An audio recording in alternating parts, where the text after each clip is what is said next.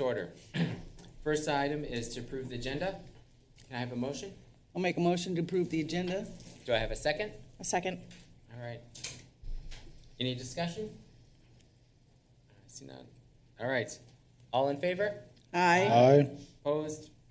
All right, motion carries. All right, second item is to approve the minutes from the August 19th, 2021 Planning Commission. Do I have a motion? Make a motion. Thank you, Stephanie. Second? I'll second. Thanks, Greg. All right, any discussion? None. All right. All in favor? Aye. Opposed? None. All right, motion carries. All right, new business. Aaron. Thank you, Chair and members of the Commission. Tonight we are reviewing a concept plan for a new property. We're referring it to as the Gilbert property, and the proposed developer for the site right now is Kurt Manley. So tonight, again, concept plan. Something to remember about concept plan is that there are a lot of unknowns. No formal engineering work has been done, so a lot of the specifics we'll find out should they choose to move forward with preliminary plat. So everything is just a rough sketch right now. So we'll dial in on some of the details, but largely we won't know a ton of them. Your goal tonight is to provide feedback, ask questions, get some details that you might need prior to their next application. So in the planning process, we are so early. This is step one. We all have seen this slide a couple of times, walking through the full process. So just at the very beginning, again, preliminary plat is when things like the formal engineering comes in. So things like the bluff survey, something that we'll probably talk about a lot with this project. Tree survey. Okay. Adjust the screen. Oh, I see. That always freaks me out a little bit. Don't mind me. Easy on the paint. Okay.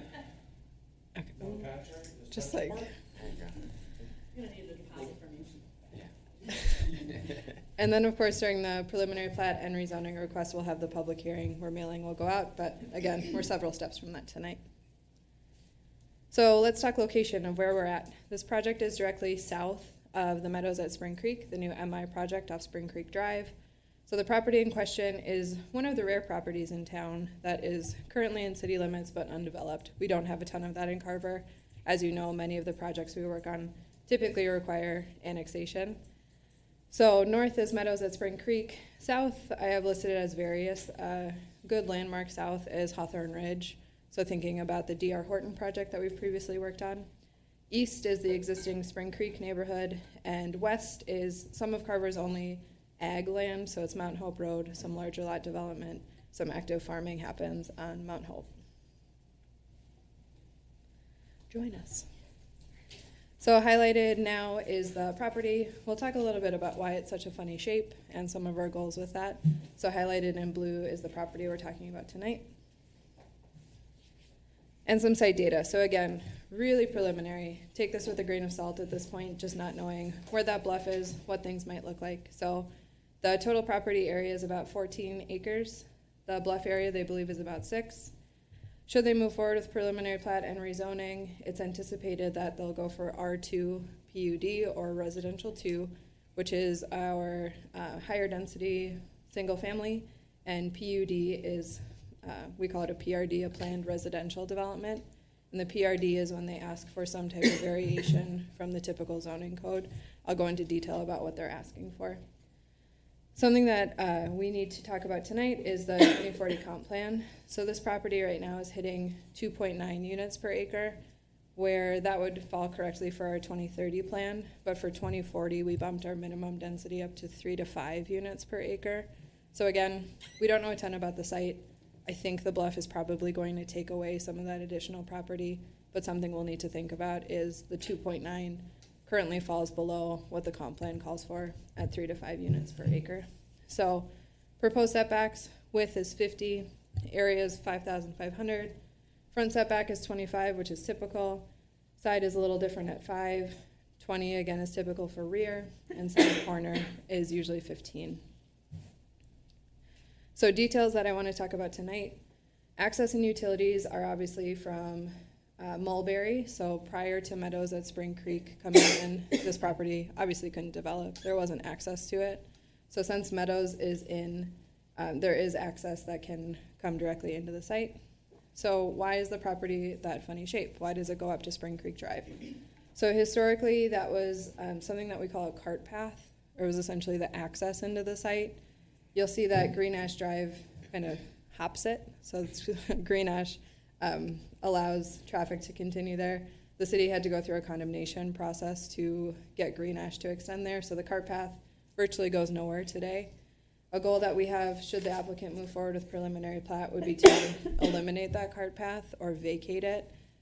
Through that process, that would mean that each property owner on each side would get half of it. I believe it's 20 feet, so each property owner would get roughly 10 feet of property to their rear. It's a little bit tricky with the number of property owners that are there, but something we could work through.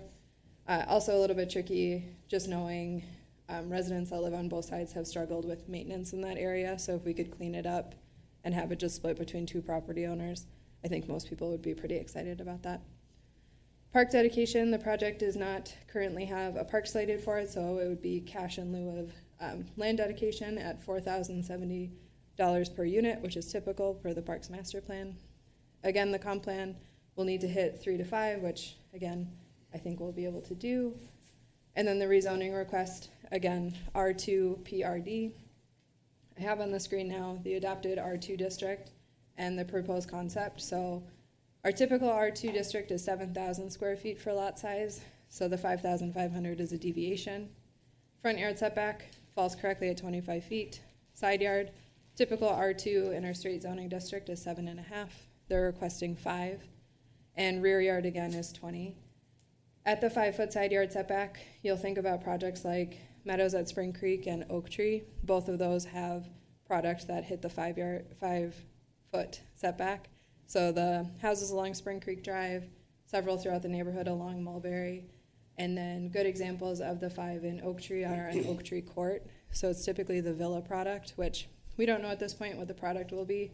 We're not sure who the builder is, but if I was a betting woman, I would say it's probably going to be a villa product with a robust HOA that does things like snow clearance, grass care, maintain that private street, and then for that smaller side yard setback, that's pretty typical for the villa product. So something that we brought up at the staff level concept plan review is the potential for a trail connection. So we obviously take trail planning pretty seriously at a staff level, and we recognize that residents in Meadows at Spring Creek, as well as this property, would need to go to Spring Creek Drive and then down Mount Hope to get access to downtown. We have that fabulous trail connection in Hawthorne Ridge. So I would like to explore with the developer potentially connecting a trail system in the Gilbert property onto Broadway, or what most people in town call Snake Trail, so then they can get easier access both downtown but also into the Hawthorne Ridge system, tying it into the greater system. That could be a dream at this point based on bluffs, that we wouldn't be able to impact the bluff, but I think if there's an opportunity for that, I think it would benefit the Meadows neighborhood as well as this new proposed neighborhood. So again, we're looking right now at 24 lots. If I were to put money on it, I think it would be a villa product. Something that's unique is that there's a mix of public and private streets. Again, Oak Tree is a really good example of this, where Oak Tree Court is a private street. The rest in Oak Tree are public, so the private street would likely be owned and maintained by the HOA. I suspect several of the residents here tonight live in Meadows, potentially along Green Ash Drive, so thinking about their backyards, they'll connect here, so no backyard to backyard connection. It would be the street and then a pretty extensive buffer that would be required between the Gilbert property and Meadows at Spring Creek. So again, tonight, concept plan, there are lots of unknowns. Your goal tonight is to provide feedback, ask questions, get to know the property a little bit as we continue to move through the planning process. Are you Kurt by chance? Great. Will you join me at the table? Do you mind introducing yourself? Hello. Pleasure to meet you. You have any questions? Yeah, thank you. You guys sit down, Kurt. Yeah, thank you. Do you mind joining us just for the discussion piece? I think they'll have some questions probably for both of us. All right, I'll open it up for questions, comments, discussion. All right. Anyone like to go first?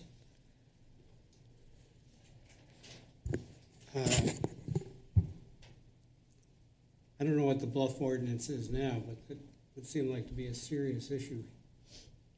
It could be for some of them. We'll learn more as they move forward with preliminary plat with detailed engineering. So at this point, it's best guess, but you are right. It's something that our bluff ordinance is pretty intense, and they obviously would need to meet the ordinance, so not something that we would deviate from for a PRD. Could you give more detail on the bluff ordinance, a rough overview? Sure. So it's a pretty complicated equation that I won't pretend to know how to do, but it's over 30 feet. If the grade raises by 18%, it's considered a bluff. Okay. You need to find the top of the bluff, which is obviously kind of the crest, and the toe, which is the bottom, and then there are correlating setbacks with that. Typically, it's 50 feet from the top of the bluff. So when we get preliminary plat in, we'll have that on each lot that shows top of bluff with that setback. Typically, we hold bluff in drainage and utility easement to limit the ability for people to put things in that area. So I would anticipate that several of these lots would have pretty large easement just based on the bluff ordinance. Sure, and that would be like the conservation area, similar. Correct. I have that behind my house. So, Yeah, yep, so, okay, absolutely. that makes sense. And Okay. should it come up that several of these have bluff property, we can move forward with the signage that Sure. we've been installing in a lot of the new developments at each lot corner that just say, essentially, conservation area, don't touch. Okay. Anyone else? I have. They're nicer than that. It says more than that. Go ahead. Cindy. Nice to meet you, Mr. Manley. I'm Cindy Monroe. Pleasure to meet you. Can I ask you something about the product you're thinking about building there? What are you, do you have any concept at all of what kind of product? And I would be more than happy to email like a set of plans. So I'm representing the owner as the developer, and, Okay. and he does not do any building. One of the builders that has been selected is a very high quality builder, puts a beautiful product out. And I'd be more than happy to forward the plans. That there hasn't been any plans finalized yet because obviously we're at concept phase right now. Okay. But it's the same architect that Robert Thomas Homes uses, Tim Whitten, is the architect who's designing this builder's home. So Kurt, I may have let them behind the curtain. In my guessing, I suspect they're going to be villas or the detached townhomes with an HOA. That's the plan. Okay. But the market's going to kind of drive what they're going to offer more than one plan, and Sure.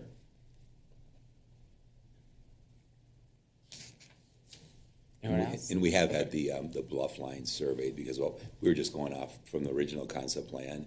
We're going off LiDAR to get it as close as we could, but our engineering company actually surveyed it, so we will have the exact, and we will comply with all the bluff setback ordinances. Yeah, you will. Yeah. We've been cautioned about that all the way along. So Yeah. we will Yeah. get it right. Yes, Excellent. Yeah. Don't come to us and say you didn't know. Yeah. and I apologize for being late. There was a volleyball tournament my daughter had in Stillwater. Oh, I that's was a like, heck of a drive. might have been breaking the speed limit a little bit to get out here. I apologize for being late. No worries. Yeah.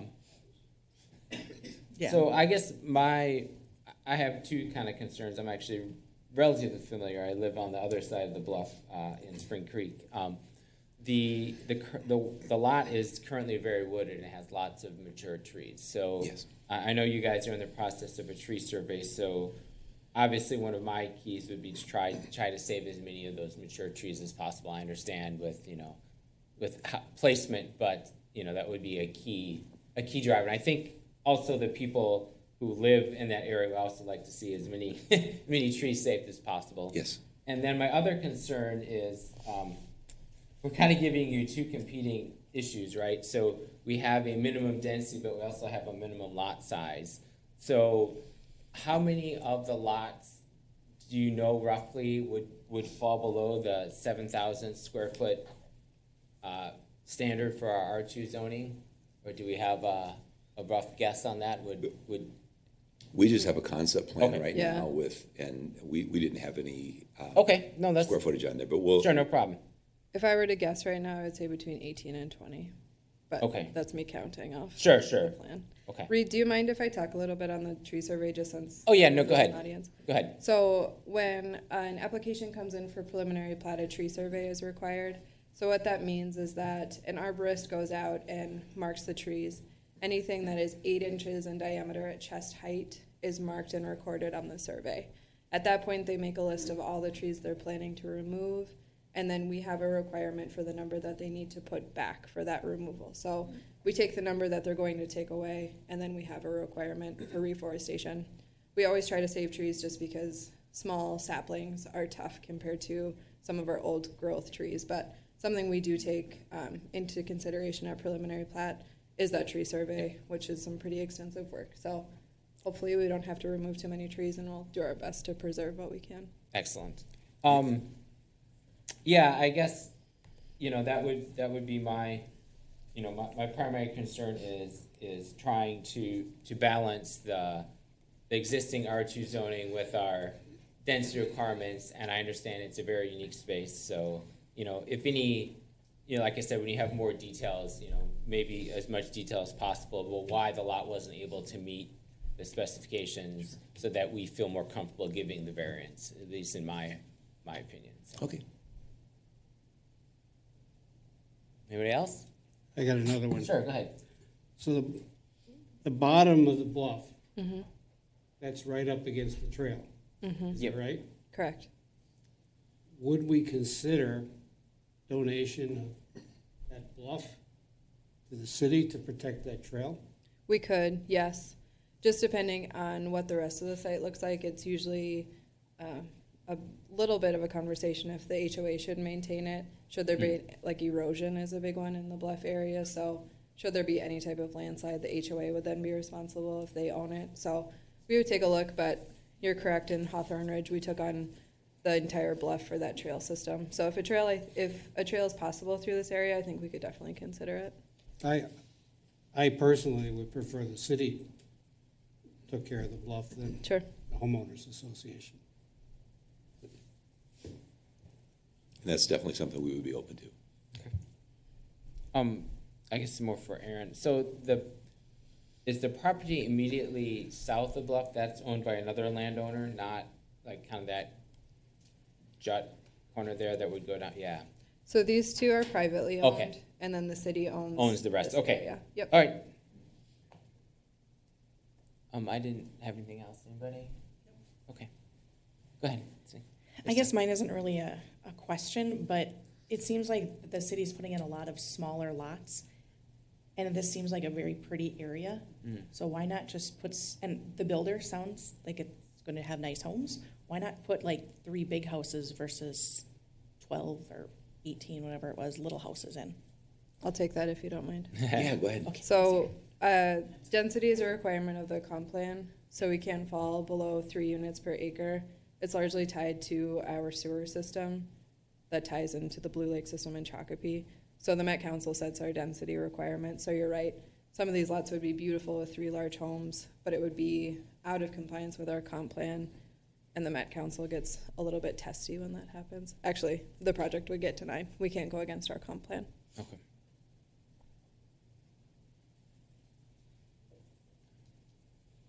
How about some luxury apartments? There you go. Again, not guided correctly. No, and I no, think not zoned. you may have just freaked the audience out. He was kidding. Yeah, and I guess maybe again the other thing to bring up was the landscaping plan for the buffer between the existing meadows and then the new drive. I think would be another thing that you should definitely spend a lot of time. I'm sure we're going to get a lot of questions at the rezoning and public hearing. So Absolutely. just okay, I'm done. Anybody else? All right. Can I add one more comment? Sure, go ahead, Aaron. So there's not a public comment opportunity at this point, but if anyone has questions, feel free to email me and give me a call. I'd be happy to talk through details. I could send out this presentation if helpful too. Thank you.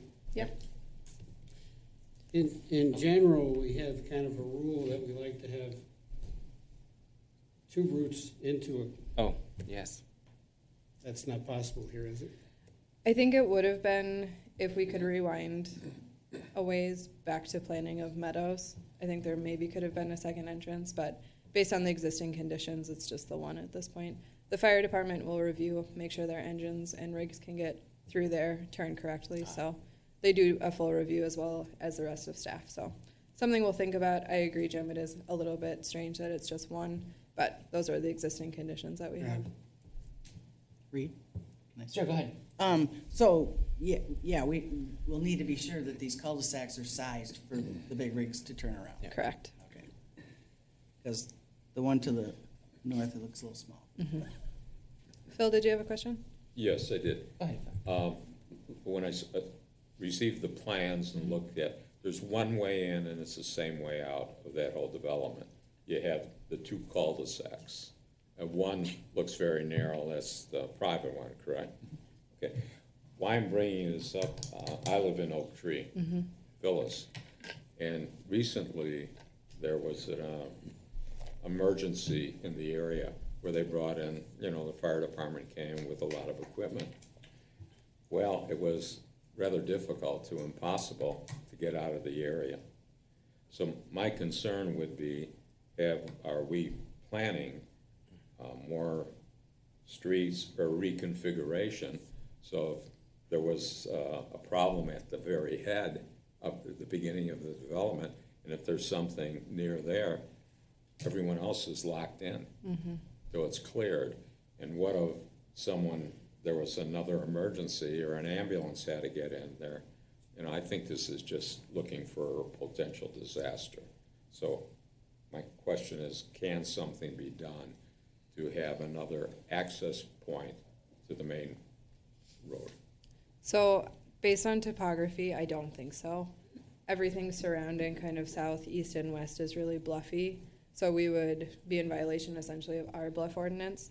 Something we can look at when we get some more details is street width and potentially limiting parking if it's one side of the street, just so then there's more width so people could park some type of vehicle on one side, but there's enough space for emergency vehicles. So definitely something that we can take a really close look at. Thank you. And if it does come down to no parking, how is that going to be enforced? So we have a no parking ordinance that the Carver County Sheriff's Department would be able to enforce.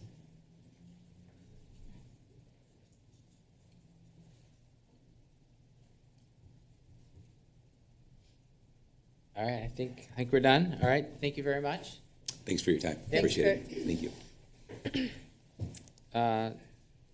Does anyone have any communications, anything they'd like to bring up? I think if you don't mind, Courtney might Oh, have sure, a few Courtney. updates for us. Thank you, guys. Thank you. As you know, I think most of you, maybe Phil, you're the only one who doesn't know, I like to try to attend a meeting about once a year just to stop in and say hi and thank you guys for volunteering on our commission. Will you So, introduce yourself? good Well, evening, commissioners. My name is Courtney Johnson. I'm the mayor of the city of Carver. Welcome, Courtney. There are some new friends. Yeah. You bring your entourage with you. Yeah, this is it. I'm disappointed too. So, what's that? I said we love your letters. Oh. Thank you. I wasn't Sydney talking. I was like, I looked right. No, you're fine. Sorry, I'm a little thrown off. Thank you very much for all the time that you put and always coming prepared to meetings. I just wanted to share a super quick update because Jim was talking a little bit about it before the meeting, and I do owe you an October update. But I'm really excited to share that today we had the House Capital Investment Committee in Carver. So if you guys were here around 12:30, I think you probably pulled through about 1:30ish. Yeah. We had 8 legislators from the Minnesota House of Representatives and probably just as many staff that came in a tour bus, and we started here at City Hall, and then we walked through downtown and on the levee. They're here as part of the bonding tour. Every other year before a bonding year in St. Paul, which 2022 is a bonding year, they go on a tour of statewide projects that have their hands out there looking for funding in the bonding bill. So if you may or may not remember, they were here 2 years ago in 2019. They're here again, and hopefully in hopes of funding or helping to fund our levee improvement project. We just got updated numbers on that, and we're looking at $12.7 million. We're gonna put in for the state for $9.5 million of that with a potential match of $2.2 million. But if you've heard me talk about this project before, I'm really key on not levying for the levy. So we'll hopefully get some money from the feds or from other sources. Already we've gotten $125,000 from the Lower Minnesota River Watershed District. In addition, we've also received a grant, a matching grant for $150,000 from the Minnesota DNR. So making progress on that front. We also have, and this will be new because they've never been out, but the Senate kind of version of the same committee, the Senate Capital Bonding Committee or Capital Investment Committee, will be out here for their tour on Tuesday, which is really exciting. They've never been out here before. So feeling good about our chances, but if you cross your fingers, if you write letters to legislators, I would encourage you to do that because that's all good for them to hear that there's a need out here in Carver. So, but with that, that's all I came to say. Thank you for doing your stuff. Thank you. Nice to see you, Courtney. Nice to see you too. I don't think I have any updates. Okay, good. Oh, yes. The training that Brent sent out an invite for November 8th. Okay. Does that feel right? Right? It's a Monday. November, yeah. Yeah, Monday, November 8th here at City Hall. I'm not going to tell you what time it starts because I don't know. No. 6:30. I think it's 6:30. Thank you. But yes, an additional training. My crystal ball right now is saying no planning commission meeting in November, so let's just bump our time together up a couple weeks if that's okay. Sure. Somebody send Aaron a reminder about that. That's on my The meeting, calendar. yes. I guess I just have to thank the Carver Lions and great time at Steamboat Days. It's good to have it back this year and fireworks and went down for the band. So I know some of the people on here are volunteers there and the city did a great job and it was fun and looking forward to next year. So that's my announcement. Along those lines, just a reminder, November 14th, the Lions brunch will take place here at City Hall. It's a Sunday. And November 27th, we will be lighting the decorations in Gazebo Park. Carver on the Minnesota will be doing that. If anybody's interested in the afternoon, around noon, and coming out and helping us decorate, we greatly appreciate the help.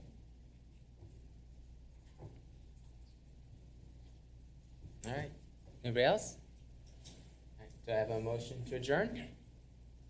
I'll make such a motion. All right. I'll Jim? second. All right, Krista. All right. Any discussion? Actually, we don't. All in favor? Aye. Aye. Opposed? None. All right. Motion carries. Thank you, everybody.